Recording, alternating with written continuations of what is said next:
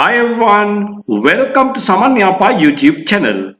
අද දවසේදී මම ඔයාලත් එක්ක කතා කරන්නේ ඉංග්‍රීසි කතා කරනකොට නැතුවම බැරි රටාවක් සම්බන්ධව. විභාගයේ අතලඟ, වැස්සක් අතලඟ, වෙඩින් එක අතලඟ, මැතිවරණයක් අතලඟ, එයාලගේ නරක කාලේ අතලඟ. මෙන්න මේ වාගේ අදහස් කොහොමද හරියටම ඉංග්‍රීසියෙන් ප්‍රකාශ කරන්නේ කියලායි අද දවසේදී සාකච්ඡා කරන්නේ.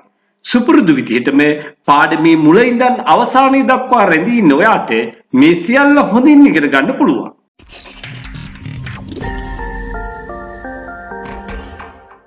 හොඳයි.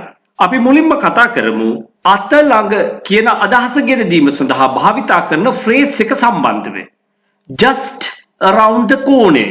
එහි අර්ථය වෙන්නේ not far away, not far away or going to happen soon, going to happen soon. I'll repeat it for you. Just around the corner. That means not far away, දුර නැහැ, or going to happen soon. Going to happen soon කියන්නේ ඉක්මනින්ම යමක් සිද්ධ වෙන්න යනවා. වැඩි ඈතක නැහැ. ඉතින් අපි ඔන්න ඔය just around the corner කියන එකයි අපි මේ මොහොතේදී දිගින් දිගටම පාවිච්චි කරන්නේ. The exam is just around the corner. ඇත්තටම මේ just කියලා අපි බහුලව උච්චාරණය කරන මේ වචනේ වඩාත් නිවැරදි උච්චාරණය තමයි just කියලා කියන්නේ. මේක දැනගෙන ඔයා උච්චාරණය කරන්න. The exam is just around the corner. විභාගය අතලඟ. Their wedding is just around the corner. ඒගොල්ලන්ගේ wedding එක විවාහ මංගල්‍ය උත්සවය අතලඟ. Their wedding is just around the corner. The sports meet is just around the corner. Sports meet එක අතලඟ. සමහර දවස්වලට අපි මෙහෙමත් කියනවා. වැස්සක් අතලඟ. When there's a hot condition, weather condition, we usually say a rain is just around the corner. වැස්සක් අතලඟ. A rain is just around the corner. තවත් සමහර වෙලාවට අපි මෙහෙමත් කියනවනේ. හොඳ කාලේ අතලඟ. මට නම් විශ්වාසයි හොඳ කාලේ අතලඟ. හොඳ කාලයේ යහපත් කාලයට අපි කියනවා good time කියලා. මේකේ plural form එක තමයි good times කියලා කියන්නේ. එහෙමනම් අයහපත් කාලයේ නරක කාලයට අපි කියනවා bad time කියලා. එතකොට ඒකේ plural form එක bad times වෙනවා.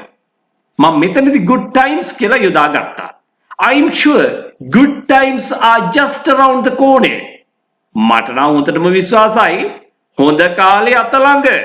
I'm sure good times are just around the corner. තවත් සමහර වෙලාවට අපි මෙහෙමත් කියනවා. ඒගොල්ලන්ගේ නරක කාලේ අතලඟ. Their bad time is just around the corner. Their bad time is just around the corner. මෙතෙන්ද අපි bad time වෙනුවට plural form එක bad times කියන phrase එක යොදාගත්තොත් ආ කියලා යොදන්න ඕනේ. Their bad times are just around the corner. ඊගොල්ලන්ගේ නරක කාලේ අතලඟ.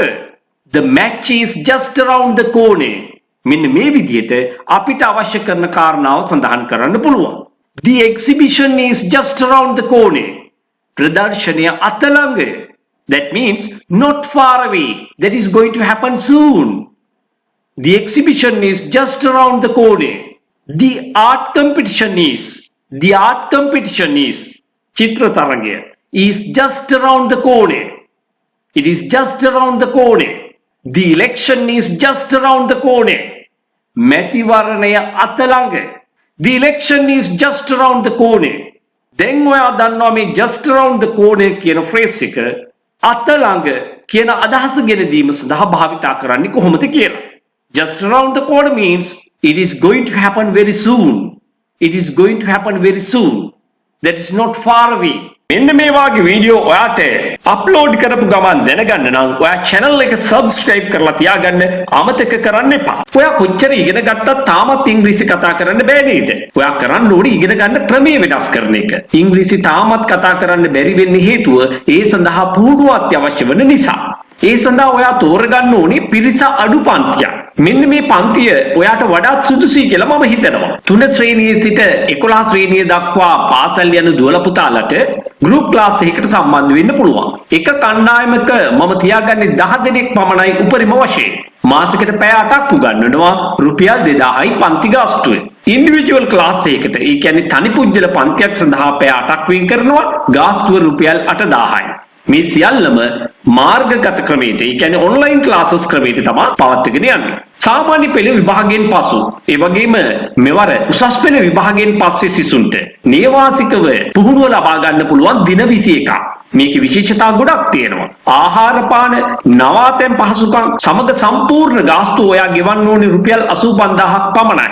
ඒ විතරක් නෙවෙයි පාඨමාලාව සාර්ථකව නිම කරන අයට ඒ අයගේ දක්ෂතා අගයමින් සහතික පත්‍රයක්ද නොමිලේම පිරිනැමෙනවා. වෙනත් කිසිදු මුදලක් අය කරන්නේ නැහැ. දැනටමත් විදේශගතව හෝ විදේශගත වීමට බලාපොරොත්තු වෙන සිටින අයට, වැඩිහිටියන්ට, විවිධ වෘත්තිකයන්ට ඒගොල්ලන්ටත් නේවාසික පුහුණු පාඨමාලාව සඳහා සම්බන්ධ වෙන්න පුළුවන්. ආහාර පාන නවාතැන් පහසුකම් මේ සියල්ල සඳහාම ගෙවිය යුත්තේ රුපියල් 85000ක් පමණයි. පාඨමාලාව සාර්ථකව නිම කරන අයට සහතික පත්‍රයක්ද පිරිනැමෙනවා. මේ නේවාසික පුහුණු පාඨමාලා සඳහාද බඳව ගන්නේ උපරිම වශයෙන් එක කණ්ඩායමකට 10 දෙනෙක් පමණයි. ඒ වගේම වැඩිහිටිය අයට ඔන්ලයින් ක්ලාසස් පැවැත්වෙනවා. එක කණ්ඩායමකට උපරිම වශයෙන් බඳව ගන්නේ 8 දෙනෙක් පමණයි.